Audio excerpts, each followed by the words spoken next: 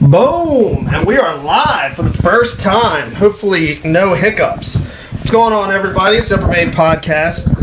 You can find us on Spotify, YouTube, Apple Podcasts, Facebook, Instagram, all the socials. If you're new here, make sure you hit that follow and subscribe button. If you're not new here, we appreciate you coming back again. What's up, fellas? What's going on? What's up? What's up, dude? So tonight, because we got snowed out the last time, we got Mr. Conor Cahill from the Garden State. What's going on, buddy? What's up, guys? Thanks for having me. Yeah, man, absolutely. I'm sorry you couldn't join us in the dart fun last time. I tuned into the show a little bit later in the week, but yeah, I'm looking forward to it. I'm excited, and yeah, I'm ready to get after it. Cool. The snow was very legit, by the way. It was, in fact, a legit snowstorm. I'm glad that Connor was not driving back in that the next day. Yeah, yes. And if we have somebody that's watching or listening that's not in the immediate area, it was legit. Like, I couldn't get my truck up the road for nearly 2 days. Everything was frozen. Well, you also don't have four-wheel drive anymore. So. Well, I do have four-wheel drive. It was frozen. Oh, really? Yes, it was frozen. Everything was frozen. No, I've used it since, and it works fine. Oh, okay, cool. Just good, it was good. Frozen. So Perfect time. Right. Yeah, perfect Yeah, time. I was like, when you were texting, I was like, just hit it with a hammer. He's like, hit what?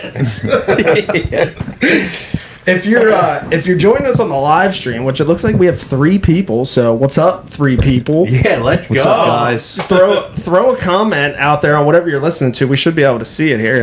And if you guys have any questions or comments along the way, throw them out there, and we'll try to answer them as we go. But so let's get this thing rolling. Mason, it is negative 18 out, and you went shed hunting today. Yeah. Nothing else to do right now, so. And I don't know if anybody can see it in the live stream, but Yeah, hold 'em up. we got a pile here. Well, Mason's got a pile. Looks like 2 real nice ones and 2 small ones. Yeah, finally popped the cherry on some fresh ones. Yeah, that's nice. How many did you end up with? Just 5. And how many miles do you have to do? I didn't track it, but probably 8 or 9. I only did like a half day. Check. So, but in the snow, Yeah. feels like a lot more. Were you finding them mostly in beds or on trails? All beds. All beds? Every single one. Yeah, that's kind of what I figured. Just laying there trying to stay warm. And, Not trying to find food, just laid up. yeah, I mean, that's about right for this time of year. I mean, We are live on your Facebook page, Shane. and we should be also live on the Upper Bay page, too. Okay. All right. Yeah. Check that too. So, but the picture I saw, so you were with Big Rig, right? Yeah. Shout out to Big Rig, because I know he's listening. How many did he find? Found 4. All right. Yeah. Not bad. 2 sets, so. Were they They're, also in beds? I don't know. I wasn't with him when he found them, but I'd imagine. All those deer kind of dropped. Like every single shed has blood on it, which is frozen. But we had that weird weather. I think as soon as those deer got up and started to exert some energy, they all just dropped. Okay. Yeah. So I'm going to walk my farm next weekend if you guys want to tag along. But I'm not expecting a banger, but maybe we'll pick up a spike or 2. Hopefully a deadhead. Yeah, hopefully Hopefully a deadhead. deadhead. Yeah, so. All right. Well, so are you on nights this week? Yeah, so I'll be up at 6 a.m. and still up early. Grinding the same spot, or are you going to spread out this week? No, I got like 15, 20 spots that need hit, so. That many? Yeah, a lot of public ground to hit. Yikes. I saw your dad just throwing that post out there looking for permission pieces. Trying to find. Ballsy move, Bobby. Yeah. Ballsy move. It might have worked. Did it? One place, yeah. All right. Yeah. I did actually see somebody comment, and I so badly wanted to comment back, be like, no, I'll do it. Just to see what your dad would say. So I got my first shed hunting experience in with Mason last weekend. That's right, I forgot. On Saturday.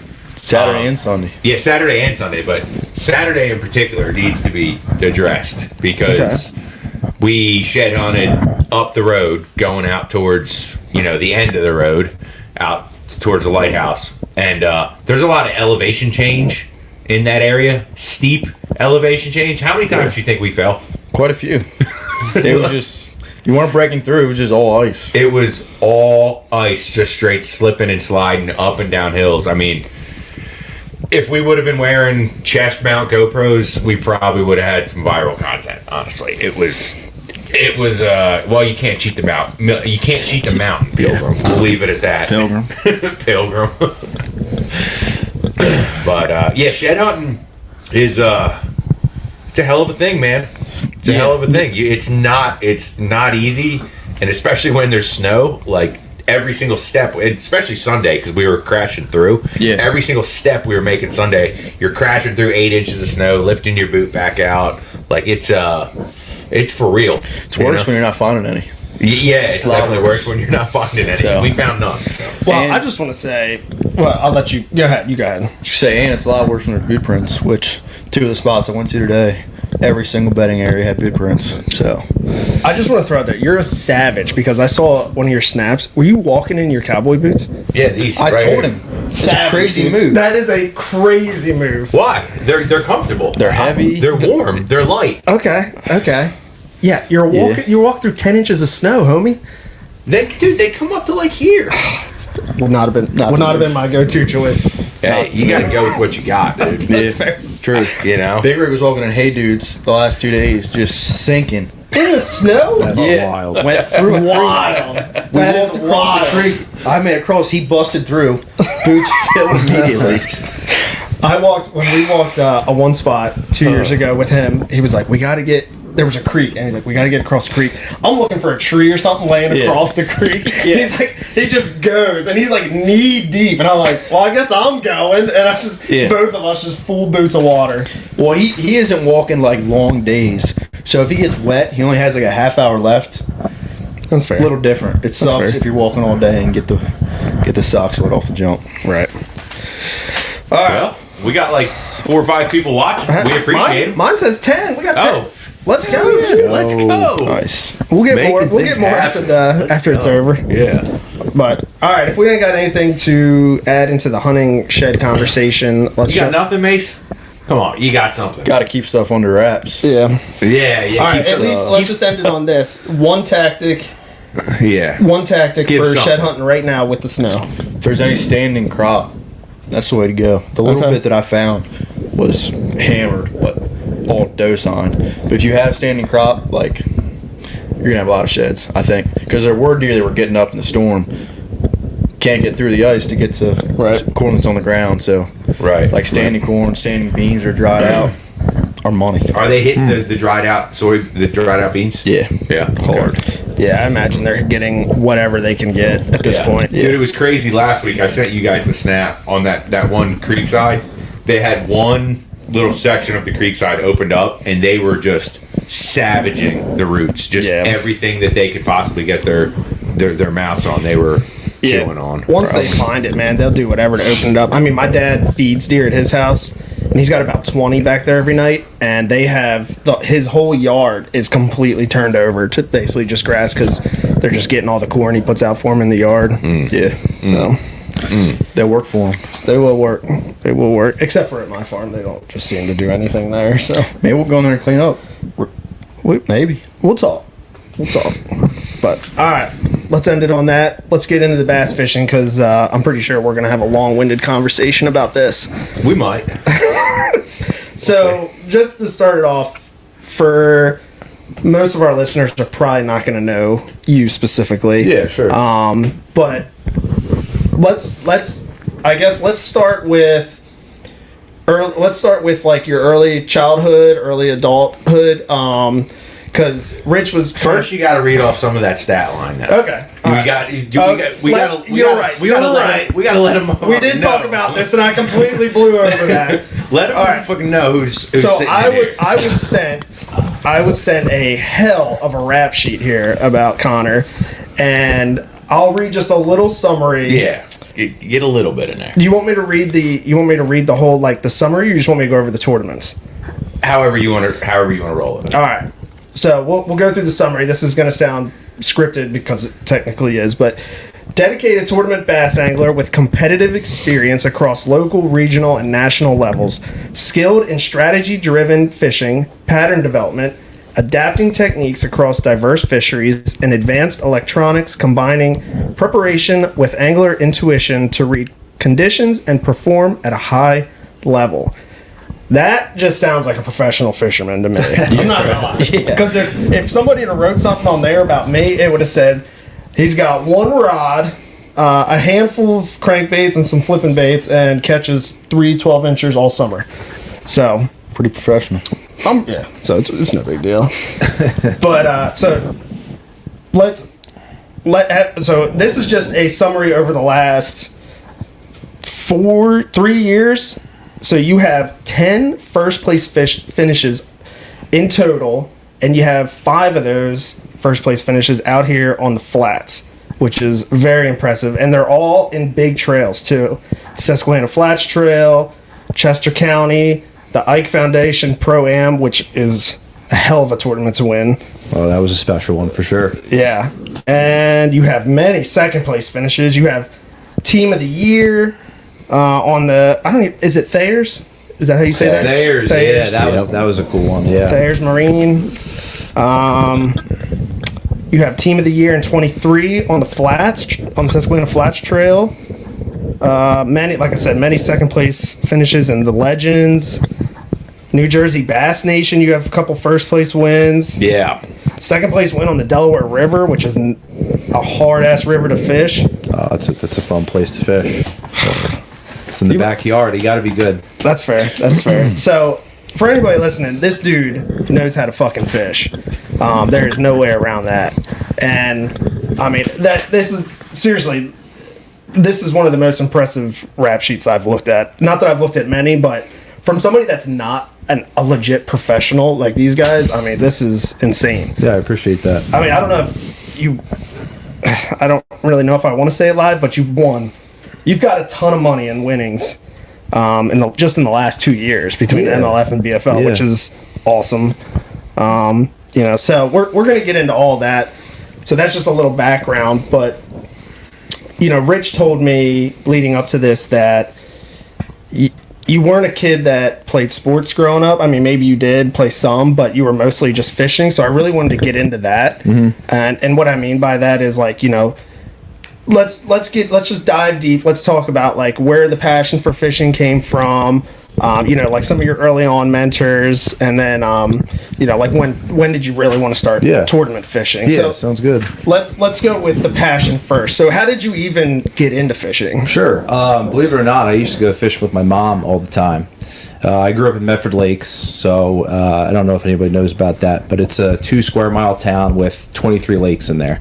So plenty of fishing, lots of good fishing, private, so obviously lots of bites, a lot of fun. So I grew up actually going fishing with my mom, just sunny fishing, bread and all that. And I remember in particular the one day, I was I think 5 or 6, maybe even a little younger.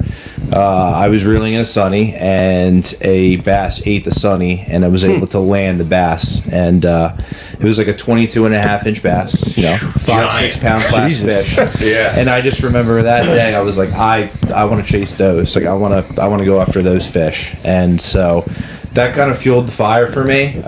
Started going with my mom, and then Medford Lakes, there's a lot of canoeing. We can't use motors or anything like that. So I grew up fishing in a canoe, paddling everywhere I had to go, and really not having any sonar or anything like that, and just spending a lot of time on the water. My dad would drop me off at the lake on the way to work, and he would come back and pick me up when he was done work. So I'd be out there all day in the summer, spend a lot of time. So yeah, it was always been my passion. How old were you when the Sonny incident happened? I want to say I was 6, but I think I was a little bit younger. I think I was 5 or 6. That'll do it. Yeah. So I have a 4-year-old, and like we have a pond at my in-laws' place, and he's been fishing there, and I see how hype he gets just off of some of the small 12-inch bass that we're catching out there. I couldn't imagine catching one that size at 6 years old. It was incredible. Yeah, that's insane. Yeah. And I think it has a lot to say too about how like your dad dropped you off and you would just fish all day. I feel like when you hear stories of like some of these guys, these professional guys, like it's the same thing. Sure, yeah. Like you're just in it all the time, and just builds that fire for it, man. Definitely. So, how does how does that lead into tournament fishing? And by that I mean, like, did anybody mentor you, between age 6 to age whichever, and we can talk about when you started tournament fishing, but I want to know, like, in between that, was there somebody that kind of guided you? Absolutely. Were you just like figuring out how to fish different baits as you went by yourself? Was somebody teaching you, so on and so forth? Yeah, so when I went to high school, shout out to our buddy Rob. Rob. Jacksonville, Florida. He lived in the town over Medford. We lived in Medford Lakes. So I actually met him on the bus. Got to talk with him, and he did tournaments. So I was always looking for, I never got into the tournament thing, but I loved to fish. So he kind of got me into the tournament scene, the junior, bass tournaments and stuff like that. I think we were 15, 16. So I started fishing a lot with him. He had a real bass boat at the time, so I kind of got a little taste of, the competition side to it. And I have to give him a lot of credit, because if it wasn't for him, I don't think I would have gotten started that early. So I started fishing a lot with him, team tournaments, and then eventually I bought my own boat, fished out of a John boat for... must have been 8 years before I got a big boat. You have something to say? I got something to say, but keep going. Okay, so spent a lot of time trolling motor only lake, South Jersey, and then I actually joined Top Rod, I think when I was 16, and there I met Mike Centaur. I know a lot of people have heard of him, but he took me under his wing, and I have to credit him for a lot of the way I fish, my style, how I approach things, because he really showed me so much. I actually went down here to the bay for the first time with him. It was actually his first time going to the bay. And he brought me. I was 16 years old, and I think we went to the Elk River, but we absolutely crushed them. It was insane. I guess back in the day, the Elk River was really good. This is probably 20 years ago, 15 years ago. Used to be a lot more grass in the Elk than there is now. From what I remember, there was a lot of grass. I actually remember this one instance where he actually, we were flipping docks. He got a bite, set the hook. He got stuck, and we pulled up the snag, and it was a crab trap with a bass inside the crab trap. Wow. So the jig had gone into the crab trap, got the bite, set the hook, hooked the fish, and he couldn't get it up. Crazy. But it was pretty wild. But, that's insane. But I fished with Mike for years, and I have to credit him for a lot of my success, because if it wasn't for him, I don't think I'd be where I am right now. Yeah. What did you learn early on from spending time fishing behind Mike? Because you were you weren't his co for Top Rod, right? You were in a different division. No, you were on the same boat with them a lot. Sure. Specifically early on, what were some of like those big moments that were, or some impactful things that you took away from fishing with him? And just before you go, I want to say another thing on top of that is Mike is a hell of a mentor to have. And for anybody listening to this that doesn't know the flats or the upper bay at all bass fishing wise, like, for a long time that was the guy, and still is. Yeah. So go ahead. I mean, in particular, well, for one thing, he didn't leave me many fish behind him. Right. It was a lot of observing, just the way he approached things. He had a bunch of rods out in the deck, but how effective he was at, like, he was just a really good caster. He would break everything down really well, and he you fished with him before. He talks out loud a lot. Yes. He doesn't really keep anything inside. He kind of just says what he's thinking, and you take that and you kind of that actually makes a lot of sense. Like, he would suggest something, and then I would do it and catch fish. It was like, wow, how did you know that? So specifically, let's say you rolled up to a lay down or something, right. He's just talking to himself, or maybe talking to you, this is the lay down, we're going to position this way, we're going to flip to this part of it because of this. type thing, or yeah, it's not kind of like that, but almost like, there should be a fish there. Like it's on, this is the way they've been biting. It's been on like the first or second bend or whatever. Right. Okay. There should be a fish on there, and you might have to slow down, do something a little different. I would throw a Cinco when he was flipping, and then I'd catch fish doing that.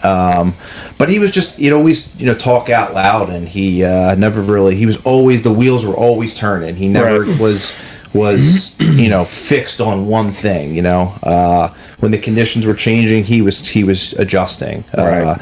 He kind of you can't get stuck on one thing, which is why I think he's so good at tidal water, because things are always changing. So yeah, I think that's really important to note, because I always look at those people and think to myself, like, man, like those guys, they must just be able to like look at the water and see what's going on underneath the water and understand how the bass are going to lay to certain things and how they're going to feed on certain things in certain conditions and stuff like that. Because like, especially the flats related, I think a lot of guys get stuck on got to be on the flats, got to be throwing a chatterbait, got to be in the grass, and which works a lot of the time. it does. But like you said, it's tidal water and it changes constantly, and you have to be willing to adjust with those fish when it's time.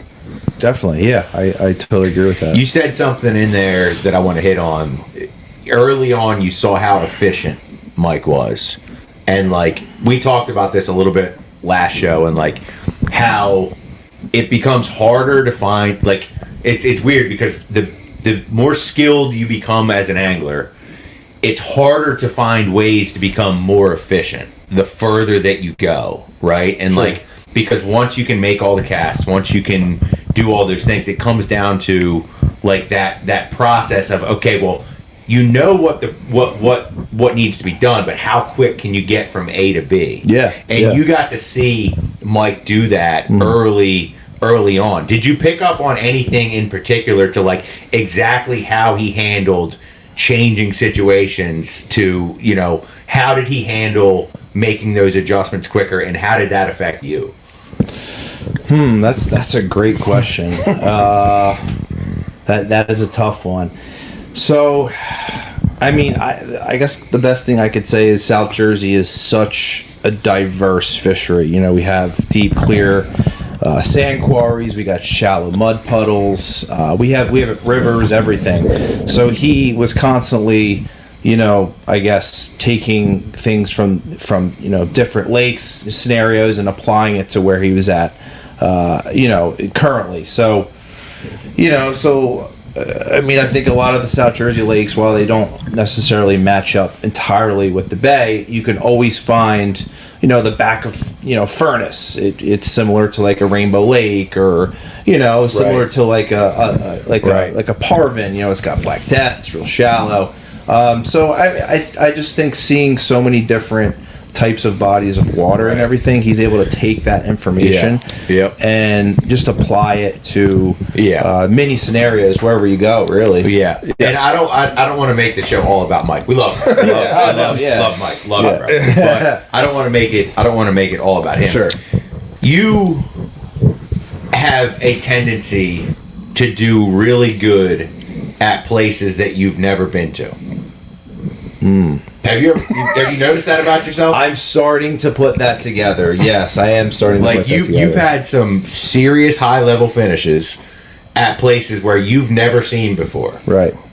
Kerr, you won our qualifier at Kerr. Mm-hmm. You came in third place at the regional at the James River. You'd never seen it before. Right. Second on the James River. Second on the James River. Sorry. Yeah, 8-pounder went a long way. 8-pounder went a long way. Didn't you, Hudson River, didn't you win the first time that you were there? Previous knowledge. No, it was the second time. Okay, second time, right? Actually, no. Okay, no, it was. But you get the point. Yeah. You get the point. Yeah.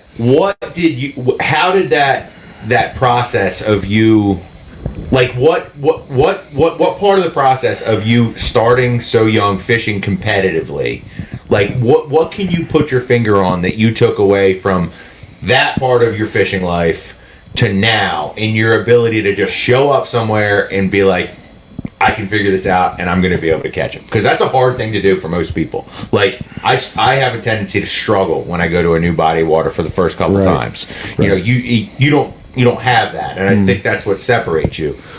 can you put your finger on like how you got to that point? These are really, really good questions. I'm gonna make you think, Bubba. Well, I mean, just for example, in the Hudson, I think over you learn to look for the same things no matter where you're going, right? So if it's like a colder time of year, the cleanest water is usually going to be the best, right? The warmest water is going to be the best, the most stable water. I don't know if it's just kind of like in the back of your mind or if it's like a sixth sense or whatever, but I kind of feel like, I don't know, I think my brain's always just kind of going. I'm kind of always looking for the next best thing, and I'm not afraid to do a 180 and do something completely different. I don't feel like I have like a weak point. I feel like I can do everything decently well. I don't think I'm great at one thing versus another, but I think I'm overall pretty well-rounded, and I guess also home court advantage can definitely burn you, and that happens to me and you out here a lot, which is, so sometimes it's kind of like the night before pattern. You leave them biting and hope they're still there the next day, because it's always changing out there, and every day's different. So yeah, I mean, I just want to backtrack just a little bit about seeing different types of water all over and how important that is, and that is super important. I think that everybody listening that might want to tournament fish or think they want to try tournament fishing, that is like one of the biggest pieces of advice, is just go fish wherever you can, whether it's a lake, a pond, a river, no matter where it is, like totally, even if you hear the fishing's not good, like go try it, and I was never one of those people until I joined a club where we did fish different tidal water, and like the Chop Tank or the they've never been there, the Potomac and the Bay, and then going and fishing some small lakes and stuff like that. Like, it's cool to see it all, whether you grind for 8 hours or you smash them, like you're gonna learn something. And that's just, if you want to go to that next level, that's really important to do. Yeah. We learned how to grind in South Jersey, that's for sure. And I just want to take a second because we're getting blown up with comments. Are we? Yeah, seriously. Nice. So, Really? So everybody that's commented, thank you. So Duke said, "Spill the tea, boys." Duke. Lenny said, "Taking notes." Lenny Speed. Yep. Chris from 3B said, "What's up, dudes?" Austin Horton said, "Checking in." And then Vinny said he's put me on my PB twice now, and they were both in January. Vinny. Yep. Connor is Vinny? a very unique fisherman. So, Yes, he is. Thanks. so we appreciate you guys, watching the live stream and throwing a comment out there. So, so let's get back to the tournament side of things. So you join a club, and you're fishing with Mike, and you're learning things. At what point did you start, really thinking to yourself, like, I'm going hard on this tournament style fishing? I think it's when I got my first boat, my first big boat. I fished trolling motor only lakes for a long time, got really good. I'm big on like not skipping steps, right? Like start at the electric only level. We have a lot of like small trolling motor lakes in New Jersey. Kind of make sure you know how to actually catch fish before you make that next step to big water. Right. The hardest part is finding fish, not actually catching fish. But yeah, making that big step to a big boat, that is kind of when I really started to realize that this is what I wanted to do. I fished 5 Alive my first 3 years as a boater. Yeah, and that I highly recommend that club for anybody that's just getting into big water fishing, because a lot of the guys talk. It's a learning club. It's competitive, but Very competitive. Very competitive. Very competitive. That needs to be noted. That 5 Alive, I can't say enough Best good club. things about that club. They're based out of North Jersey, but I mean, they have, how many members do they carry? Sometimes it's over 100. Over 100 members. It varies. And like there's way above average for that club of like a membership base that can catch them. Like it's serious. Like you can win a 5 Alive club tournament and clear $1,000 $1,000 Definitely. for a club tournament. Definitely. Like it's Very good club, but Yeah. So my first year I joined Five Alive, and I made a lot of mistakes, but I made a lot of good decisions. I ended up finishing third overall in points my first year, fishing as a boater, and then the very next. What year was that? I'm not sure. 18, 19? If it's before 2022, it's not on my list. When did you It is. Yeah, it's before that. When did you get the Skeeter? 19? Man, I have to go back. I think it was 2017 or something. 17, 18? Maybe Okay, 18. Because I remember you I got a Triton a couple years after you and Rob had glass boats. I think it was around. I think we got a boat around the same time. I want to say. Yeah, I got my first Triton in 18. End of 18. But I can figure it out. But anyways, that's irrelevant. But yeah. So at the tournament fishing, at what point did you realize how special the bay was? Ooh, yeah. Well, I mean, that's where all the money was at. Like, I fished a lot of Five Alive, and I was, definitely spending a lot of time traveling with Five Alive. But all like the regarded as the best of the best. The guys were going down to the bay and really putting their money on the line, and there was some huge tournaments going out. There was no secret that was the powerhouse of the area. That had the biggest fish, the most tournaments, the most money to be made. Yeah. So after traveling around with Five Alive, I think after 3 years of Five Alive, I had felt like I had put the time in with club fishing and was ready to make that next step. Probably around the same time that you kind of were making the drive from Haddon Heights, I started to kind of shift my focus to the bay and really try to follow the fish from March to July and I mean you definitely don't want to just focus on one on one body of water, but it's hard when you're catching such big fish down here, and the competition's incredible. But well, yeah, I mean that's why this episode is called the Garden State Takeover. It's just because man, it just seems like more and more you guys from Jersey just keep crossing that. Just keep crossing that bridge. The Jersey sweep, right? That's what you call it. Jersey sweep. I claim Maryland now because I got everything. I even got plates on my truck now. So, and no shade to anybody for doing it, but if you continuously look at the top of those tournaments every time, it's always Jersey guys, man.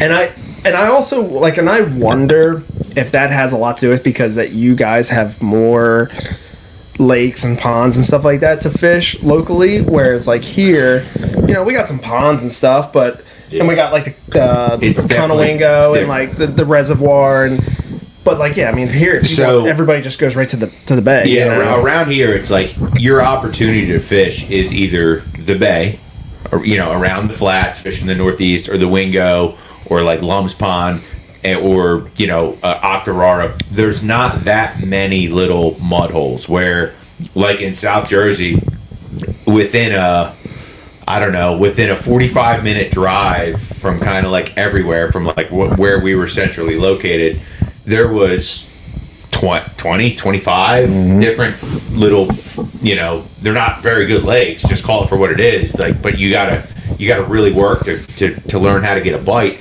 And a lot of those places are different. Each one has their own kind of, they fish differently. And there's for a little, for a little body of water, there's a lot of tournaments that go on all those little ponds in South Jersey. So you have the opportunity to get exposed to the tournament fishing culture where you may only be fishing against 25 other boats, but you're fishing against 25 other boats on a 30-acre lake, or a 30-acre pond, right? So Duke Nave says PA boys are coming. I don't know if I believe that. Duke's coming. Duke ain't coming. Duke's already here. He's already here. And I consider Duke Maryland, dude. He lives 20 minutes from the boat, dude. You ain't PA, dude. Fair. And I also wonder too, if the guys that grow up here that cut their teeth tournament fishing that have only ever fished the bay, I wonder how many people try to tournament fish the bay and fail because it can be really hard to learn sometimes, and that deters them and they don't end up staying with it. You know, like there are a few small clubs locally that are a lot of fun to fish. I fished in one of them, and I know he's fished in some of them, and like if he said 17 minutes to the ramp, but who's counting? But I mean, if you don't get into any of those small clubs and you go right to the Chester counties, you know, like there's guys. I mean, you know how it is. Like if you're not out there as much as you guys are, like you're at the bottom of the list, and that can be defeating. So and I don't know. I don't really know where I was going with that. I mean, I got you. There's definitely, it seems like there's some turnover in the bay over the years, and this didn't happen overnight though. By the way, like I understand. It's 2026. When was the first time we fished together on the bay? 2018, probably. End of 2018. I want to say it was like I practiced with you for a 5 Alive tournament, maybe 2018 or 19. The water, everything was blown out. The whole flat was blown out. We started in the Sass. We ended up back here. I think it was September, wasn't it? It was like September. September, like, but it was a long time ago. It was either 2018 or 2019. Like, we're talking 5, 6 years ago. It didn't happen overnight. Like the process of learning the bay wasn't just snap, crackle, pop. Sure, you know what I mean. It's right. A lot of getting our teeth kicked in to get to definitely that point. You know. Yeah. So what I want to know is, so you guys, you know, fish together out here all the time, but at what was it driving you to be better here, knowing that he was fishing here all the time? Does that feed into your drive a little bit? Oh, I definitely think there's some good friendly competition between the two of us, but I think it kind of makes you want to be better. You know, competition's good, and but you know, over the years we definitely have learned to, you know, we share information. You know, we talk a lot, and I think it, you know, helps him and helps me, and you know, that we don't keep the circle. We don't always agree. No, we definitely don't always agree, but you know, but that's part of it. Yeah. But you guys also have a little different style, though, right? Because well, I know you both scope. Right. But, I mean, but outside of that, I mean, I don't know. I'd say we honestly fish pretty darn similar. Yeah, I think so. But like a lot of times, like our ideologies on like the why and the what and the where, that can be very different. I'd say your shell bed patterns, touching your shell beds with your toes, jumping in. And, I mean, no, it makes a lot of sense, man. First episode, we're still talking about that. Yeah. I just always wonder that, because like I know if it was me, you know, like besides like the friendly competition or whatever, if I had a buddy here, and I've fished with a couple of my buddies that, you know, 9 times out of 10 beat me, but I'm like, fuck, man, like he's out there all the time. Like I got to get out there. I got to be out there. I got to be out there. You know, like him being one of them. Like he fishes all the time, right? And like I'm at a point now where I can't fish all the time like I used to. But I'm like, God damn it, that motherfucker, he's out there again. Try to do better. yeah. Well, I fished with you one time. I didn't catch anything, so you'll have that. Curse of the back boat. The back boat is hard. I feel like we should talk about that, you know, because you were backboated for a while with Mike, like, and behind Rob. Yeah. Oh yeah, dude. Like, I don't think co-anglers realize off the jump like how hard the back of the boat actually is. Oh yeah. Like just from, you know, especially if you got a hammer up front that's, you know, putting it on them, like they're not leaving many fish, and then like the position of the boat is not always adequate for the back guy, and just trying to fish certain things like. Obviously, the flats is, you know, if you're fishing chatterbait, you're just casting out there, you know, and reeling in certain spots and stuff like that. But when you're fishing like technique specific areas, like lay down stuff like that, like it's tough for a backboater. Oh yeah, for sure. It's been a while since I fished as a co in that aspect, you know, fishing the bank, but it definitely makes you think outside the box. But I don't know if we want to get into like the team tournament aspect of it. We will. Okay. Yeah, we will. Yeah, but yeah, definitely fishing out of the back of the boat is tough. If you're beating the bank, there's not really much you can do. Right. Besides really just think out the side of the box but. Terry Kelly said, "You boys can catch them, no doubt." Thanks, Timmy. He's talking only about Connor, by the way. Oh, stop, dude. I'm glad you guys know who all these guys are. Yeah. But so Rich and I were just kind of throwing some ideas off each other prior to this show, and he had mentioned because of your career path that COVID time you were jammed up, right? Whereas most other people were not. And I wish I could have been out there. That was a legendary year, I heard. Yeah. Missed that one. So my question is... Connor's a nurse, by the way. Yeah. Shout out. 3 days a week, 4 days off, lots of fishing. Yeah, but during COVID, you were the fucking real MVP. And for a year where a lot of people weren't allowed to work, you had to work. Mm-hmm. And yeah, you missed a good year. Yeah, I saw. I mean, I appreciated you not being out there. I didn't have to worry about you, but so where I'm kind of going with this is being almost minimal fishing a full year to almost no fishing at all. How badly does that set you back?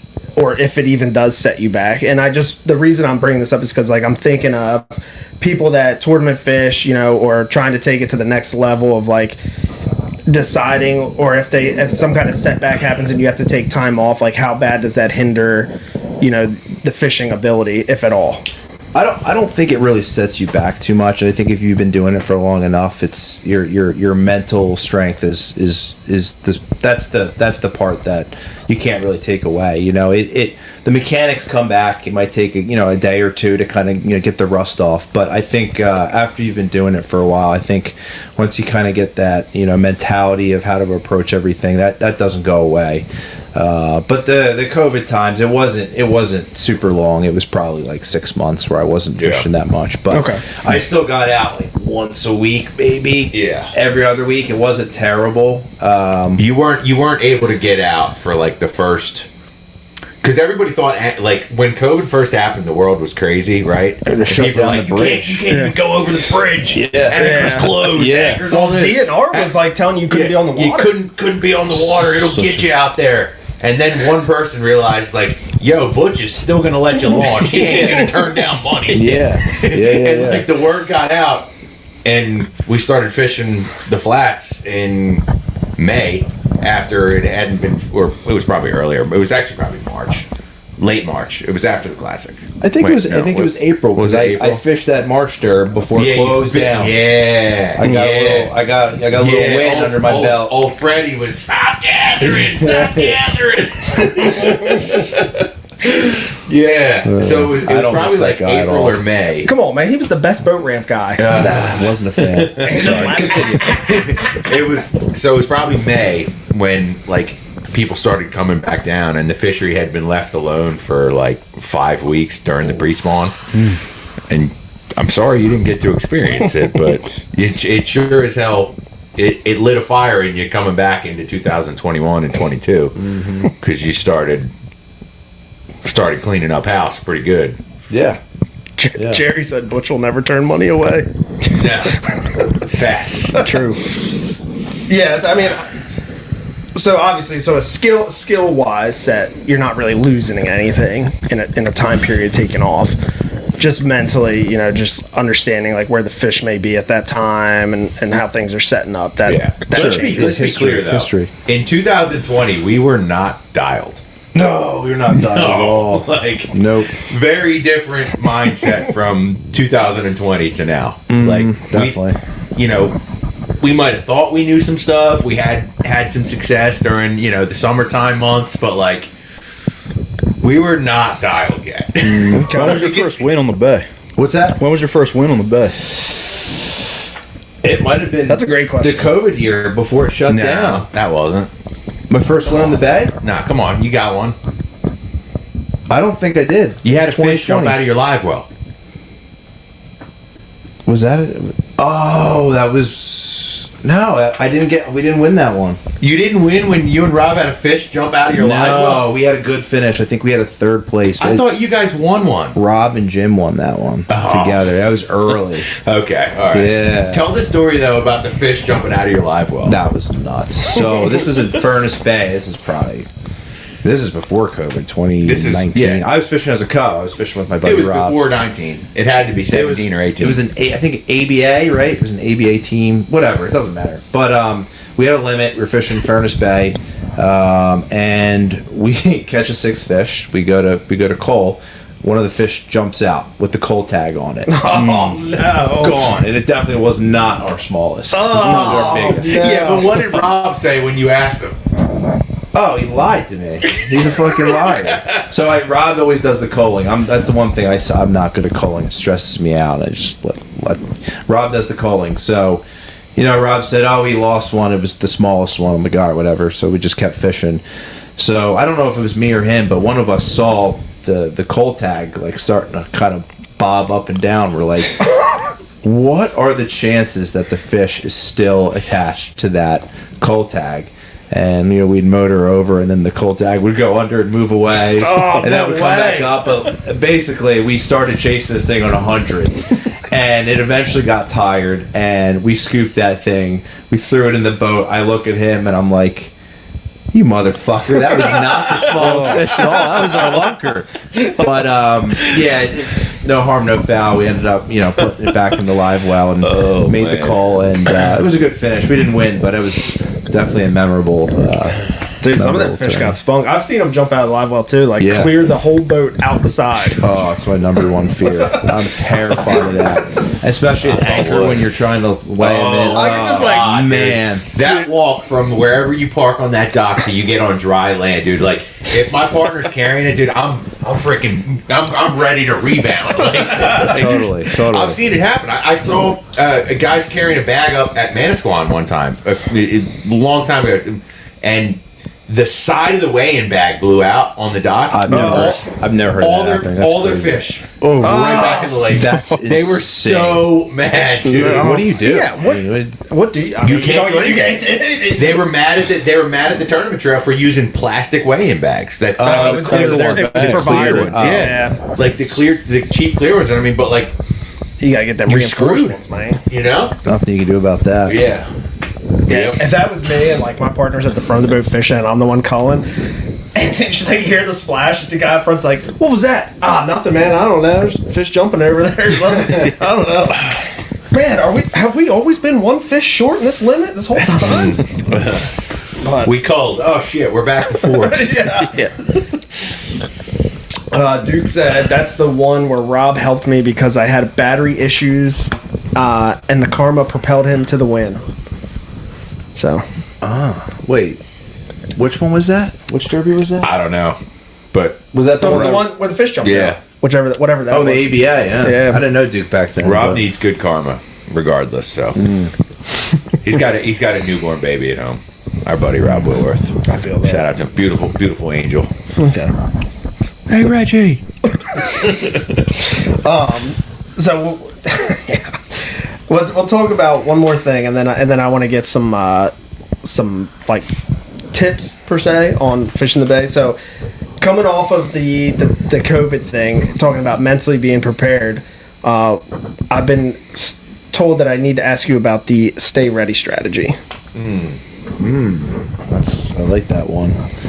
The stay ready strategy. So basically, don't let your boat go to absolute shit before you have to start. Fair. Fixing things. So kind of like maybe not with the boat and stuff, but your tackle, right? So if your rod needs to be, the line's getting old. When you go into the dock at the end of the day, maybe re-spool it real quick, right? Retie everything so you don't have 3 knots that are kind of half-assed.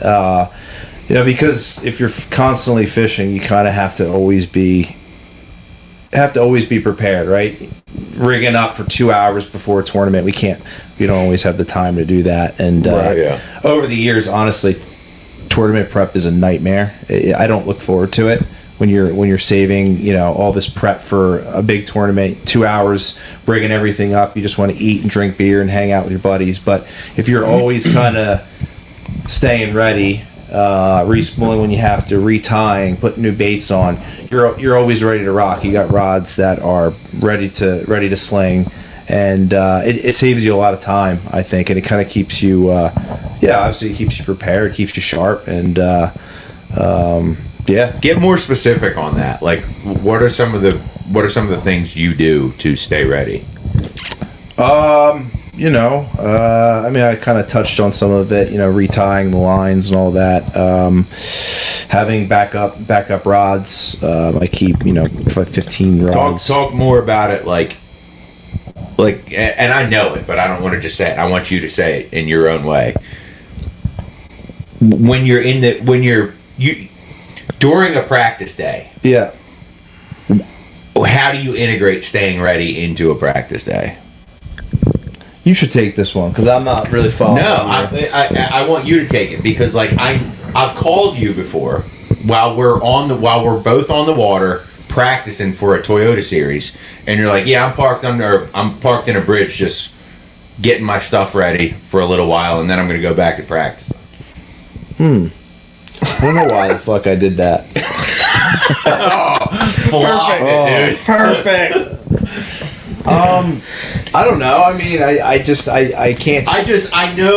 I know enough times where we've talked, and you've been doing the process of like what most people would do when they get off the water. You're doing that on the water, and then you're continuing your practice essentially. Yeah, because I hate spending 2 hours off, getting ready the next, when I get off the water. It's not fun to me. I'd rather you can't go on 100 the whole day in practice. Practice is more exhausting than the tournament, in my opinion. Yeah. I mean, I don't know. Practice days are sometimes 12 hours long. I'd rather get my stuff ready, get my stuff tight, and that way, when I get off the water, I can just, kind of close everything up and just prepare for the next day. Yeah, I get that. That's how I would be too. Yeah.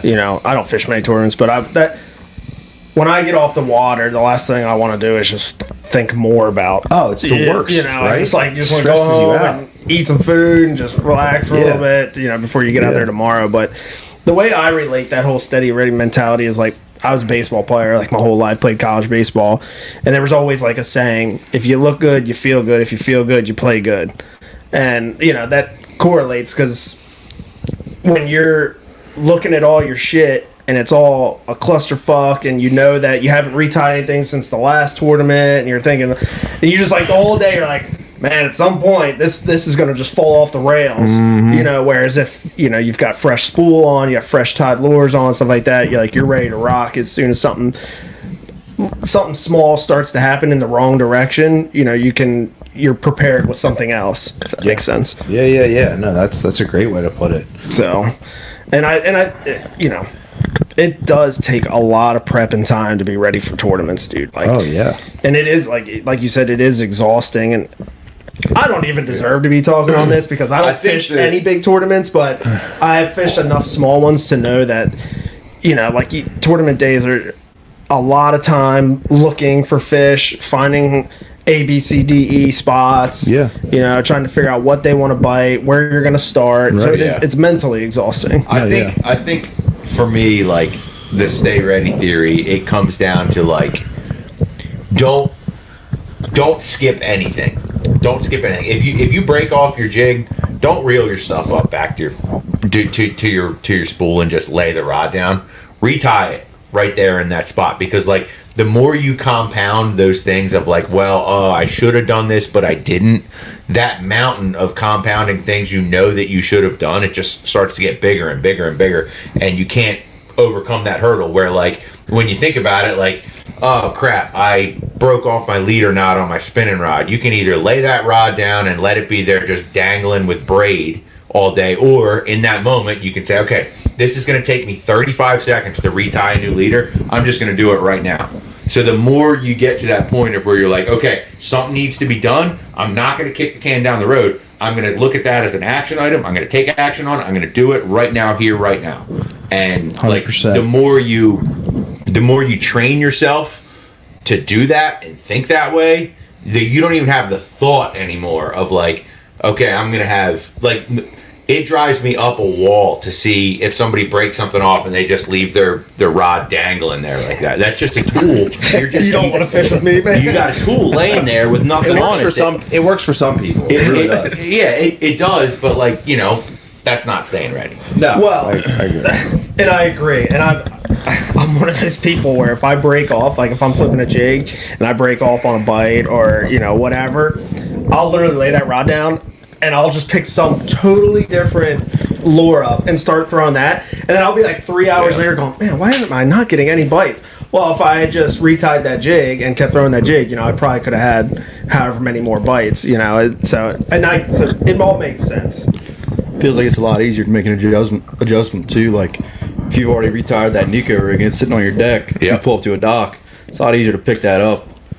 And you got a jig in your hand. You're like, so you fish with 15 rods, right? How many duplicates are tied? Does that, you see what I'm asking? I think it depends on how heavy I'm approaching something. If I know it's going to be a jig head minnow tournament, which if I'm upstate New York, I might have 2 on. But around here, I would say, you like having 2 chatterbaits on. Yeah, 2 chatterbaits. Oh yeah. I usually just keep it simple with the chatterbait, but I usually have 2 flipping rods on. I will have backups of things if I need to, but. I would say 2, like maybe 2, like okay. 2 of everything, maybe something a little bit different. It really just depends on, if I think I'm going to be really, throwing a chatterbait heavy, if I'm going to be flipping heavy. It just kind of depends on how I think I'm going to approach the day. But so now let me steer into this. Let's just say it's a chatterbait, right? And you've got 2 tied on. Are you tying 2 of the same color, 2 of a different color? I am. I would say for a chatterbait, I think it's more about. You might think differently. I think it's more about the weight. Right. So I'm big on the 3/8 when the tide's a little bit lower, or if it's a little dirtier, I want to slow it down. And I'm big on the half when the tide's a little bit higher, if I want to work a little faster. So I like having a light one and a heavy one. We're getting to the point of the show where if you're listening, this is where you start taking notes, especially chatterbait related. Well, Rich is exclusively half, and he whoops my ass on the chatterbait most of the time. But that's kind of what works for me. I like having a lighter one. But the only reason I'm asking is because I specifically find myself I'll have let's say I have 2 flipping baits tied on, I'll have 2 different colors because in my head, even though they were biting, I don't know, let's just say they're biting black and blue the day before. Sure. In my head, I'm like, oh, man, I better be ready in case they're not biting black and blue tomorrow. Totally. Whereas some people might just be like black and blue everything. Totally. So I don't know. That's just kind of where I was going with that. I'm always a jig and a creature or something like that. I like having. I always have a jig on. Just, no matter what. I feel like there's a time and place for jig. There's a time and place for a creature bait. I keep it simple. Green pumpkin, black and blue. I don't go. Give me a percentage on half ounce and against 3/8 on chatterbaits throughout the year. Me? Just speaking to the flats. Yeah. I would say 50-50. Dead split. Dead split. No. Yeah, it works. Yeah, I got to wrap my head around it. I'm not there with it. I don't throw a 3/8 ounce. I don't think I made a cast with a 3/8 ounce chatterbait last year, which is incredible. Sometimes I don't know how you can get away with the half, but I don't get bit. Well, the chatterbait bite's been kind of iffy the past couple years. Would you agree? No, it's been a little off. You don't think it's gotten a little tougher? Maybe I don't throw it as much. Maybe it doesn't go as late into the year. Maybe that's what I'm saying. I don't know. Yeah, early season, that vibration's hard to beat, though. Yeah. I just want to say, it's incredible that they even still bite that thing, considering how many they must see in a year. How can you not bite it? I know. Maybe I'm giving them too much credit, but how many bass sit down there and look at hundreds of those things in a day? All right, Connor, give it up. Give up one thing you do with a chatterbait, because somehow we got into a chatterbait show. One thing you do with a chatterbait that you think makes them bite it that most people don't do with it. I don't know. Come on. What do you? I don't know anything. Spill the beans, I'm just man. saying, you're Come the guy. on. Bait guy. You're on a No, national you're the platform guest. here. You're the guest. Yeah. I don't really have something. Come on, give that, something up. Nah, I really. I mean, I keep it pretty simple with the chatterbaits, dude.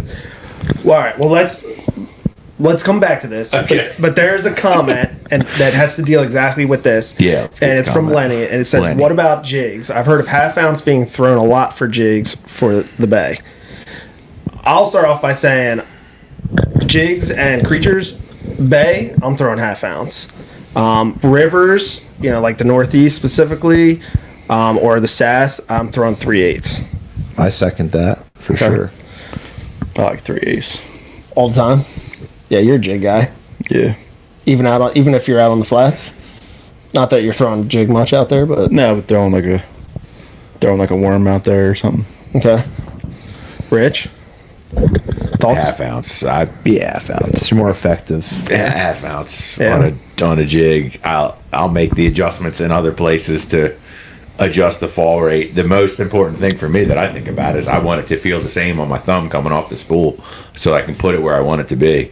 Because if I manipulate the trailer and I manipulate the skirt and the line, I can make it fall differently. Right.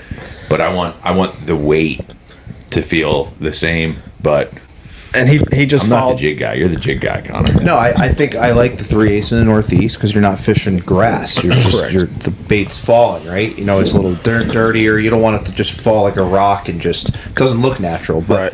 when you're fishing in grass, it's a reaction strike, right? So it lands, it gets caught in grass, you snap it, and that snap I think is what triggers them. Versus like a drag, I think it's more of like like a chatterbait. It buzzes by them and they have to eat it or let it go. They have to make a decision whether or not to open their mouth or not. So. Right. So when you're flipping grass, you think on the pop. So you let it hit, and then on the pop, they're biting. Yeah. Okay. I this is definitely early season. I mean, I think once it gets later in the season, I think we can all agree it's hard to. It's harder to do that when it's July. Yeah, you put that little jig thing together in the last couple of years. I've been watching Johnny Venor Yeah, for you so put that long. you I- put that deal together. I had to I try. haven't put that deal together This yet. year I started to really feel confident with it. So. Yeah, like live scope turned off. Oh no! Just live being scope. full Yeah, I know. psycho out there. Nope. So you want to talk about one of the things where we don't agree? Scoping in the grass? We'll talk to each other on the water, and it'll be like, "Oh, I haven't turned my live scope on all day," and I want to throw up when I hear him say that. I'll be honest, dude. Well, I think it's more waypoints. Just being in the areas you feel confident in. Yeah, That's it. but why wouldn't you want to have a voodoo box on under the water showing you exactly what's going on? I think they hear that shit. I think they don't. You're one of fair. them, huh? I think in July it makes sense when you're getting on the edges. But no, I mean, hey, Keynote there, July edges. I'm just mental. Sorry, I'm just mentally noting. yeah, Good note.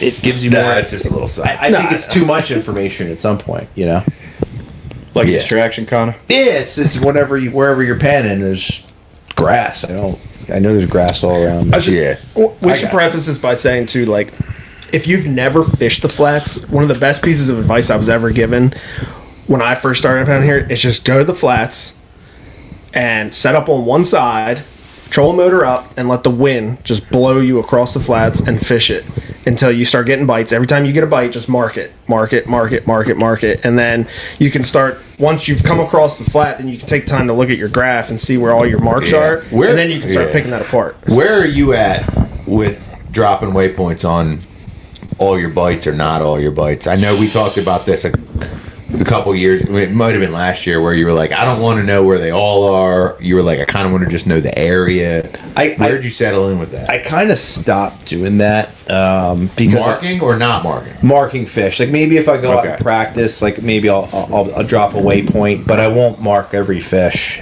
because I just find myself going in and just clearing it anyway. I don't want to know exactly where my bites were. I kind of want to know the general areas. Fucking psychopath, dude. Raw dogging. But no, you have 600 waypoints out there. Okay. It gets So- overwhelming. It makes. Sorry, I don't mean to interrupt you, but I can see how it is overwhelming. But how do you know where to go start? Well, I have the contours marked. Yeah. Okay. Or sections. And I know what you do. You're marking areas, and then you're fishing within the areas. It changes every year. Right. It absolutely changes, but it's just worth to note that like you're not a mark every fish, every bite. I might not delete the big fish. No, I know you're not deleting the big fish, but like, see, I'm on the side of the fence where, I mean, if it's over 3 pounds, I'm marking it every single bite. I would love to see your mapping. Oh, it's insane! It's insane. But every year has a different color, and I know. You look at that. Look at that big ass calendar in there. Yeah, I'm very visual, dog. I see that. It's all about the colors, right? Contour is a great thing. spectrums. My buddy Alex is a huge contour guy out there. Like he runs like low grade graphs and like the cheapest version of Garmin you can get, and just runs the contour on it and fishes that. Yeah. So that is a good point to make. Especially that out mapping out on the flats is good now. there. Yeah. Well, not the mapping. Oh, you're saying the Humminbird card or whatever? I'm just saying, take the time I'm saying it's really it's kind of just crapshoot. No. I'm saying your waypoints marking your own contours. Oh yeah. Oh no, I'm not saying it about mine. I was just No, I'm saying like spend the time, mark the ditches. Where it drops, where it comes up, where the sandbars are. Yeah. If you hit enough shit out there, you figure out where the sandbars are. That's fair. It's just saying. Oh damn! I can't get on plane again. Hey, you're not the only one that's run up, beat your boat. I'll say that. We got a couple comments. Okay. Love the comments. Yeah. Look at the people engaging with this. I'm assuming this refers to you saying that you think they hear it. Duke said he has 3 running. They don't care. Oh, I've seen Dukes. Yeah, Damn, 3 of them. 3 units. Dude, it looks like NASA control up there. I think it. It's sent her to the moon, buddy. I agree. I don't think they care necessarily that much, but I think it's just sometimes information overload is a thing. Yeah, I'm with you, dude. I would be like, yeah. I don't know. Everyone does it differently, but that works for him clearly. So yeah. I mean, everybody's different. There's no. I mean, I shouldn't say there's no like magic answer to the flats, but there are some. But I don't know. I don't know, man. I don't know if there is like a magic button, like you just figure it out on the flats. Like it changes so much every single year. Right. That's what I guess I should say is every year the magic button is different, but each year has its own magic button per se. Right. But like, and this kind of is leading where I want to go to next is like, I really want you to try to like, obviously don't give away like everything, but like go by spring, summer, fall. How would you break down the Upper Bay specifically? Okay, you want to start with like March? Sure. Well, and you can just loop it in general as early spring. Getting in deep here now. I'm not afraid. I'll Go, boy, go. Yeah. So, and like I said, don't give it up. Don't give away all your shit. I know, but it's no secret. The fish they winter in the Northeast River. Majority of the fish winter in the Northeast River. I'm sure there's some fish that, winter in the Susquehanna and in Swan Creek, but I would say 90% of the fish in the bowl area do winter in the Northeast River. So March, they're just getting out of their winter holes. They're kind of just setting up on docks, rocks, that type of thing. March, Northeast. But as the days get longer, I don't necessarily think it's the temperature. I think they just know. As it gets later in the year, they start to make their way out, and you can kind of get on little zones on the way out, or if you stay on them, sometimes it happens very quick, like overnight. Sometimes it takes a week or two. But they start moving to the flat. That's where the spawning goes down. So I think they slide out of the Northeast. They first stop on the north side of the flat, and then they kind of gradually kind of spread out. Last year it seemed like the spawn happened all at once. I don't know what you thought, but definitely seemed like it happened. The biggest one happened in April, but they fish. They spawn right in that Northeast flat, and then they kind of slowly make their way till I think the other ends, like the south part of the flat, the west side, where it gets more current. When it starts getting hotter, they like the current, they like the moving water, and I think that's where the food is. But that's kind of like a general transition. Obviously, there's little ditches and stuff, they're transition zones, but seems like they kind of just gradually slide south to west as it gets hotter. Yeah, and that's perfect. That's exactly what I think people need to hear, is just like how to, for somebody that's new to it or still trying to figure it out, like just understanding how those fish move. Yeah. The point from north is to that south. they move. Right. They Yeah. freaking roll. So my question, like that, which I've always wondered, because I don't have time to spend a bunch of time out there. How much time do you really have to fish to stay on them? To follow them, I should say. Ooh, that's a great question. You want to take this one first? I mean, sure. Ultimately, like the best answer to that would be to be able to be on the water every single day and stay with them. But in a lot of cases, that's not reality for people. Like, you can't just fish every single day. So the most important thing to know is, like, don't put them in a box. Don't assume because they were here yesterday that they're going to be there again tomorrow, because most of the time they aren't. And just the willingness to adapt is much more important than, like, knowing the spots or like where you think they're going to go. And I'm going to let her out because I think. Yeah, that's fine. Go ahead. Well, while he's doing that, I'll just hit on a couple comments. Ron, what's up, buddy? Thank you for tuning in. Stevie said Connor just sits on his butt seat with a Senko. Oh, I had a small period with the butt seat, but that was more live scope in New York. But I've changed, Stevie. Thank you for. He just wanted to just dig that in a little bit. Duke said, to your point, this year will be so much different. The past few years, we haven't really had a true winter, so we actually might get some true spring fishing this year. Exciting. I don't think that grass is going anywhere. I think it's. You know what I've always I don't think the winter's going to affect it. I don't think so either.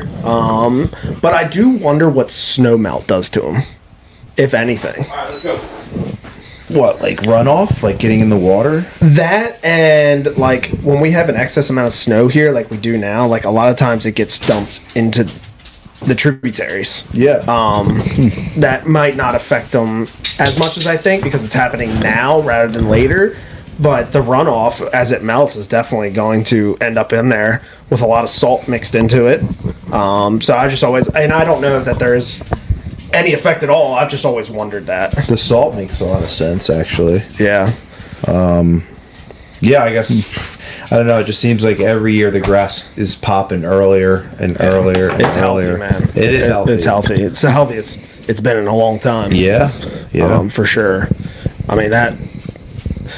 It's struggled for a long time, and then when we had that hurricane the year the Elites was supposed to be here, and all that sediment covered that grass, I thought we were doomed for a long time, but it has bounced back. We had that happen this year. We did? Well, I mean, it wasn't to that extent, but in May, remember that? That cold water rushed out and just crushed the whole flat. Oh, coming from Yeah. the dam. I didn't get a bite on the flat for like 3 weeks. You kind of figured it out towards the end, but I couldn't. Yeah. Remember that? Now I remember. Yeah. Yep. Yeah, that was crazy. Yeah. Yeah, it was like it held up. That held up a wave of spawners. Oh, for sure. I think they just said, screw it, we're gonna do it next year. Yeah. They gave up.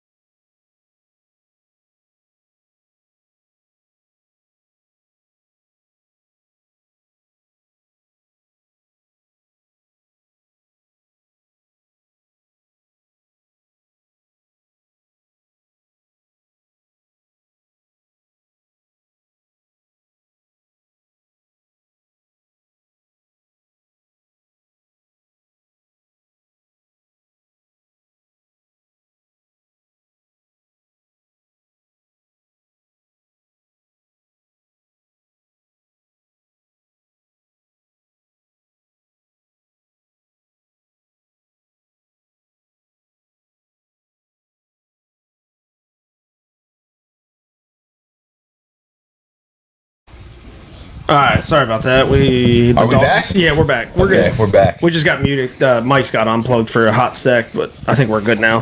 While he's doing that, Jerry said, "Great show tonight, fellas. I don't think the grass is going anywhere." You're right. Yeah. Grass is not going anywhere, Jerry. Keep up that good energy. Keep the grass here. Need the grass. We're rolling tonight, Got all boys. kinds of stuff written down.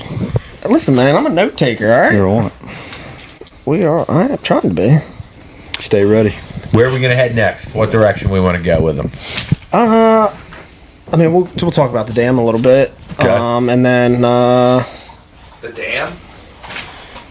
well, Wingo dam? Yeah. we'll just continue the Yeah, conversation. you're going to be a water physicist now. Yeah. No, I don't. You gotta be pretty smart, man. You're nervous. No, the Conor Wing, the dam is. I still don't fully understand the dam, how it works. I know there's a schedule and all that, and I have texts sent to my phone, but it's definitely a curveball, and the fish definitely do relate to that. But it's always been difficult for me to stay on that with the dam. I know Rich spends a lot of time looking at that as well, but I just think I think the most important time to look at it is kind of following any kind of big storm. For sure. And especially like when we're having storms, like it's not so much that affects it. It's you got to watch the PA storms because that's where it's all coming from. yep. I mean, the last couple of years, I feel like we've dealt with more debris than anything else. Yeah. Like the amount of debris last year or 2 years ago was insane, dude. Right. It was like every time you're out there, you're just dodging everything, run into a hole. Right. It's crazy. But Yeah, it's going to be interesting again this year because of the ice effect. Like, the ice effect has a longer term effect on the current that comes out of the dam. I think because like as ice melts north, there's constantly water. There's a constant flow of water that's continuously colder coming down. That's a great point. I didn't even and think it about keeps that. Even if there's not necessarily gates open, that will keep the current going, and that's another part of that whole section from Perryville over to Havre Grace and up that I don't understand. I don't understand what triggers the current up there for nothing. That's confusing, yeah. But I know that if the current and the wind are aligned, you can do some special stuff. But yeah, the ice effect and how that creates current coming down the river is it's real. I don't have my finger on it. I don't really know exactly what's going on, but there's something there. do you think it'll delay the spawn? Cold water? Nah, I don't think You because think where they typically spawn, where they like to spawn first, doesn't really get hit by that cold water. It gets diverted because of the way the flats are shaped. So Okay. where you see where you look off our bluff at Red Point every day for the second and third and fourth week of March. Just look out there, you see 40 boats. That's where they spawning. That's where they at. So It's true. this is a question in the comments, and I'll let you answer it, Connor. How does the muddy water on the flats affect the flats fishing? Does it really hurt it as bad as people say, or for as long as they say? And I'll say for me, if I'm coming out of the Northeast and I get to the mouth of the flats and it's chocolate milk, I'm going back in the Northeast. I can second that. The mud is definitely not good, and if it's cold in mud, I won't even make a cast out there. If it's July and it's dirty, it's different. But if it's early season when they're spawning, April, May, I might not go back into the Northeast, but I might start looking, in some of those southern rivers. Yeah, that's a good point. Yeah, the Sass, the gunpowder down there. It's just hard when you're fishing those 1 day derbies. It's hard to catch that 22, 23 down on those southern rivers. You can definitely do it, but you're going to catch way more fish down there, have a lot more fun. But when the flat's dirty, I'm not about it. Especially if it's cold. If it's cold, I'm not even going to try. If it's muddy and still warm, it didn't change too much temperature wise, I might kind of feel it out. But if it's cold and muddy, I don't know what happened. I think those fish just sit in the mud. I don't think they leave. I think they just sit in the mud and they don't eat. So Yeah. I don't know what you think, but I would agree. I mean, it's a low percentage success to the cold and the mud combined is that's a hard one to overcome. You know, you can definitely still get bit in certain places, but like it becomes a lot harder, and the areas get a lot smaller, and you know the flats have a tendency to fish small as it is, so like you know it becomes more difficult. I kind of take the same strategy. I try to just get away from it. hard cover when it's muddy. Go hard cover. Good point. Yeah, burn fuel. Lots of fuel. How often are you running far? Do you find yourself in the gunpowder? Did you have to make a run at all last year? Not last year. I think the years before we went to the gunpowder and we went to the SAS a couple times. Yeah, I only made it past the elk once last year. Ran down to the SAS one time for a springtime tournament. It's a lot of fun. You get a lot of bites. It's just I feel like you're not fishing to win, but you're fishing to be competitive. I know some guys have it unlocked down there, but that's a Mike Centaur show. Talk SAS. Hard cover. Yep. I love the SAS. The SAS sets up perfect for how I like to fish. I'm a flipping guy. Yeah. So I especially springtime in the SAS. Oh yeah. It can be some really good days down there. But we'll do one last bay thing here, and then we'll kind of wrap up with some final points that I had. But one last question is, how long until a dirty 30 is broken? Ooh, every year it gets, what, this year there was, you had a 26-pound bag and Vic did No, too? that was 2 years ago. Keith weighed in 26 and a half this year. I know he did, but I thought you had 26 That was this the year year too. I mean, But there was this year. There was a lot more. Like when Keith had 26, like Stevie and I had like 24-3 and came in like fourth or something, fifth. I feel like it could be this year. Yeah. I mean, I don't feel like we'll see 30 this year, but I could see 28. I could see 28 this year. That's a massive bag of fish. Barring some, like, you know, as long as nothing crazy happened to the population. I mean, ultimately, the facts are is that the fish, they have seemed to just keep getting bigger over the last 3 years. You know, like the price of the price went up to get it done. I mean, you know, 4.5 pounders ain't cutting it anymore, and in the spring you need so a bag wild. full of flies. That's so wild, dude. I mean, I think if you're talking fishing on a Tuesday, you can go out there and catch 30 pounds. Yeah. I just want to make sure our tournament's different. We're talking tournament. But I would say 20. I mean, I wouldn't be surprised in like March, April. I could see it. Yeah, I think you get on that right stretch. Yeah. The only problem is that we don't get hardly anything to fish in March. Yeah, there's like one tournament. Yeah, we get nothing. So Yeah. TDs, give us something in mid-March, There's so one that thing. Connor can go fishing. I'll have to be at work at the working at the Classic. every year when I'm working at the Classic, by the way, you are smashing on the bay. I like March is a fun month. Yeah, like March might be my favorite month. No, in particular, when I'm at the Classic for work, it is guaranteed that you are just caving their heads in. I won't send you pictures this year. I'm sorry. I know the feeling. Well, I've got your phone number now, so come March, I'll just be texting you. I'm at the dock, man. Come scoop me. Anytime. Yeah, let's go. I mean, the bags are getting absolutely ridiculous, dude. It's insane, man. It is insane. Duke said it's coming, and then Lenny said the elites might throw an open now in March. I doubt it. That'd be No. Lenny's talking about his club, Elite Force Bassmasters. Let's go, Lenny. That'd be cool. That'd be awesome. Lenny, get with me on the schedule. Make sure I'm not going to be on the road. You'll see an 8-pounder weighed in that tournament. Yeah, Shoot. probably. Duke Fun one. said, Connor is a pro's pro. Never heard anyone say a bad thing about him, and a pleasure to compete against him. Great guest. Thanks, Duke. Same to you, man.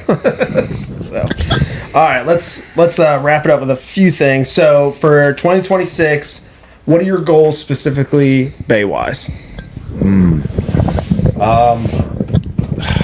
Well, obviously, it's to win as many as possible, but I also think it's kind of just have fun with it. I mean, if you've been doing it for so long, you don't really need to.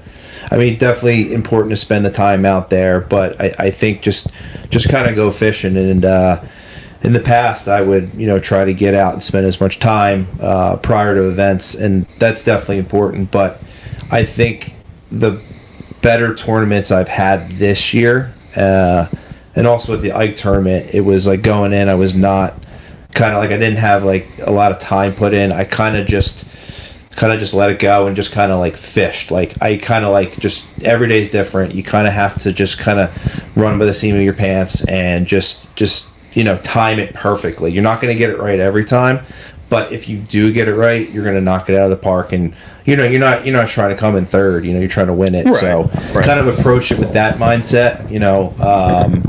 Not swing for the fences, but kind of just go have fun with it. Like if you have a feeling, trust that feeling, because if it starts to happen, you're gonna those next third, fourth, fifth calls. It's gonna start happening. And some of my best finishes were, I just kind of trusted my gut and just kind of wasn't catching them that week in a certain area, but I knew it was going to happen sooner or later. And if you're the first guy to an area that it's happening to, where the fish are going, it's game over. Right. So, Yeah. How are you you think you're gonna fish every tournament out there? I'm going to try to. I think the way the season sets up, the BFLs and potentially the Toyotas, I think the BFLs are more, obviously there's two on the bay for the BFLs, but the way that the season always is March to June is, there's a lot of tournaments on the bay and there's not as many, MLF, Toyotas and stuff like that. And then once March to June are through, then you can start looking to go to New York and kind of expanding and going up north. But yeah, my plan is to fish as many in the spring as possible. Why not? It's the best place around. I mean, without a doubt. What about that thing you got going on in May? Oh yeah, that's gonna take me away from. That's where I was going next. Yeah, Lake Murray. That's I've been diving in there a lot. What do you? What? Yeah. You're fishing the fucking All-American here. Yeah. So like we can't glaze over that. You made the BFL All-American. Yeah. And has that sunk in yet? No. Do you realize that? No, it really hasn't. You're going to the All-American, dude. It hasn't, and I guess I didn't. You're going to the All-American. I didn't realize. And you have a tendency to win places where you go for the first time. Right. And so I'm excited. I'm gonna give it my all, and I plan on getting down there before the cutoff, before the pre-practice, and really spend some time down there. And it's it looks like an awesome place. So how did you qualify for that?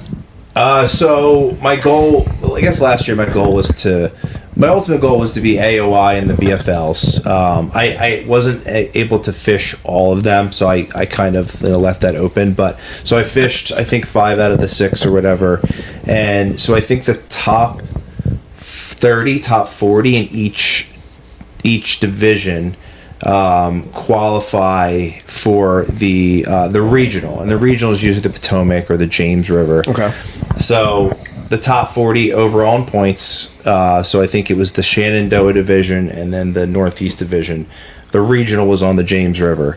So I think the field was like 80 boats, something like that. Pretty big field.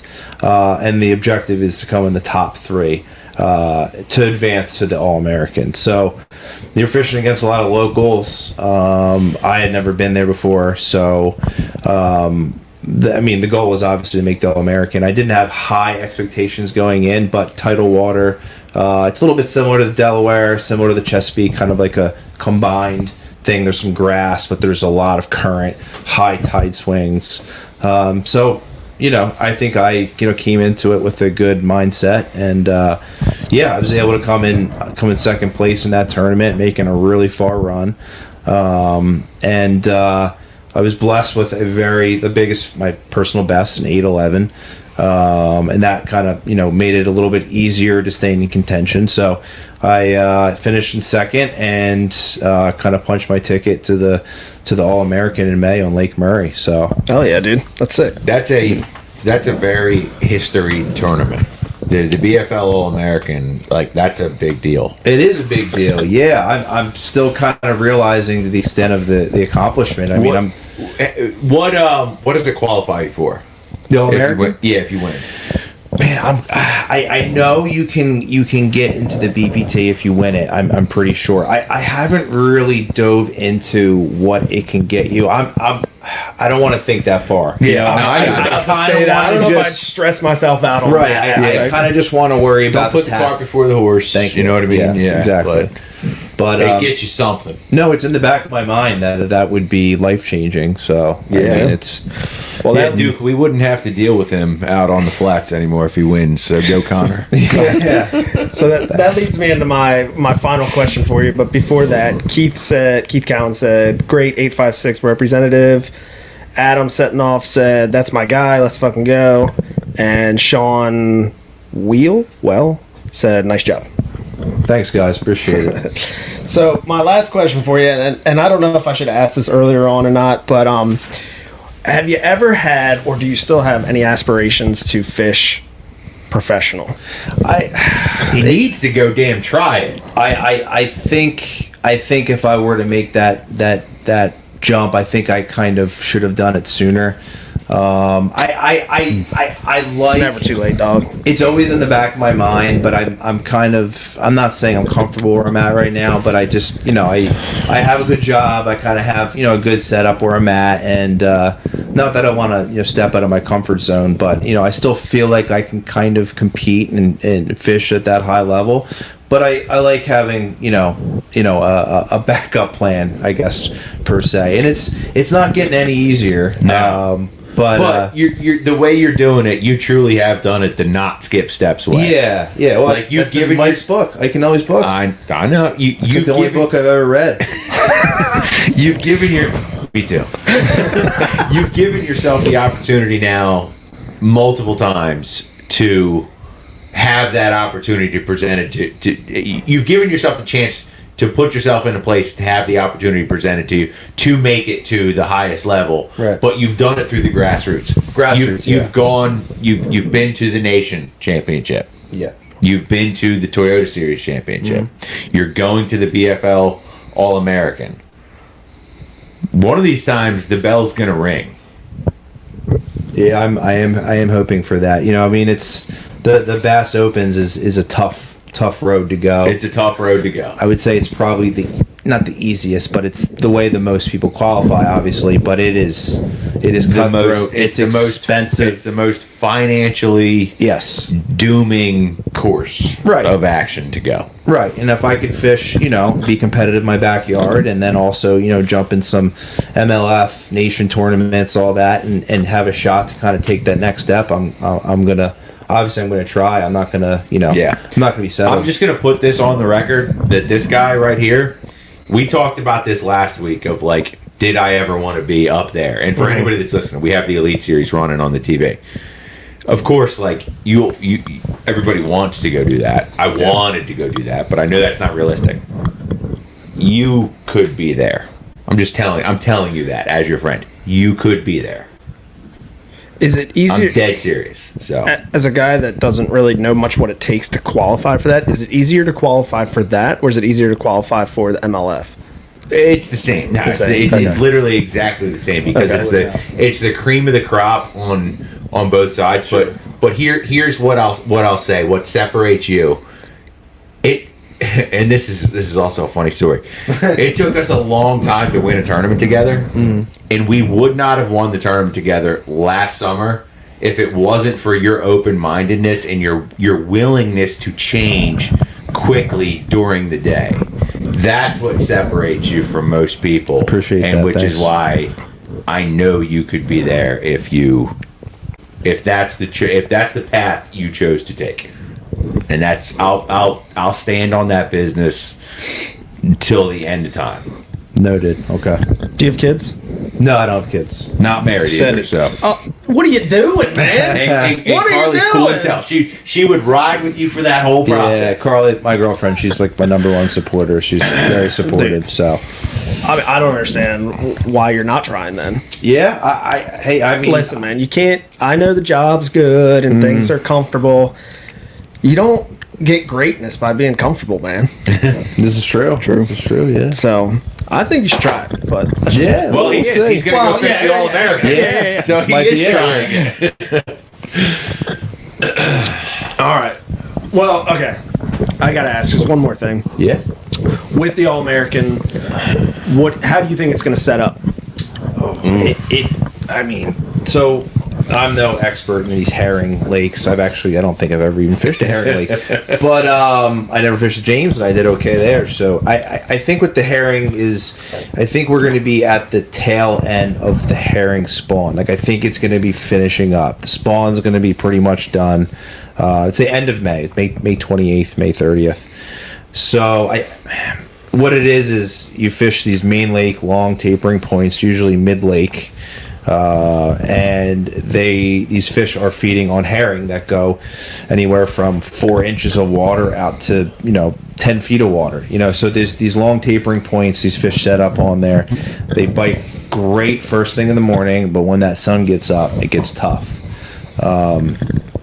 I think the herring spawn's going to be finishing, and the herring are still going to be there. So I don't know if they're going to be as shallow. I don't know if it's going to be, more of a deeper, kind of event. But the last time the elites were there in May, it was all the damage was done in 2 feet of water, 2 to 5 feet of water. I mean, those fish were schooling, they were eating bait, Right. Capitalized early, and then kind of like slowly throughout the day. Upgraded, but I mean, it looks like an awesome place. Keep it simple: a Zara spook, top water, and a weightless super fluke. All right. It sounds like awesome fishing. So There you go. I can't wait. But Yeah. Cool. All right. Well, we'll end it. Your boy Mike says Connor's got the mechanics to make it to the top. So appreciate that. Thanks, Mike. all right. Well, let's wrap it up. Unless anybody else got anything to add. Nothing. Not really. No, this is awesome. Yeah. Thanks Kind of for fun, yeah, I feel thanks for coming over. I From, feel like I got something to add. Let's All go. right. Oh I like yeah. it. Let's go. When was the last time you walked your cats? Man. Did you? It was unsuccessful, but I tried. I think it Do was. they hang out on the porch with you at the new house in Audubon? No. No? They Okay. run. Okay. They're not. right. I don't They're really wild take that beings. anymore. Yeah, it sounded like a good idea at the time, but it doesn't work. So don't try. Walking the cats. Walking the cats. Maybe that's what I should title this. The Cat Walker. Conor Cahill. But all right, cool. Well, this was a great episode. Thank you, dude, for Yeah, making the appreciate drive it. and Yeah, to thank join you us in guys. person. And Yeah. I hope you do try, man. And hopefully we are watching you up there one Yeah. day while we're filming an episode. Yeah, I'd So, love to be back on. Yeah. What do we got coming up next? So we're recording on the 20th. We got 2 guests on the 20th. So that episode will air on like the 23rd. And then after that, we are pretty much recording once a week from now till April. Yeah, we got a lot of guests. we've got a lot of guests. We're gonna have Lee Livesey on. Yeah. We're gonna have Jake Latondras. Can I barbecue for you guys that Yeah, night? you can. Raw sausage. Yeah, for raw sausage. And When's he gonna be on? He's I think late March. March like 27th. Sometime after the classic. Oh, he's gonna but- call in. Yeah, he's gonna Yeah, he's call, gonna call in, in. yep. and- So yeah, man, That'll be a good one. It'll be good. Seth Fighter's coming Yeah, on. we got stuff coming. Oh way. Yeah. Yeah. Gotta tune in for that one. Yeah. So, be on the lookout. Well, we appreciate you guys joining in. Anybody that stuck through the entire live, thank you so much. And thanks to all the guys that threw in What about some, Mason? You got some anything to awesome say over there? questions. Learn a lot of stuff. He's always quiet, man. This is how he rolls. Just got dude. implied, I guess. Shed man. The shed Yeah. man. I don't know nothing about fish. Don't let him lie to you. All right, let's end it, boys. We'll catch you on the next one. Later.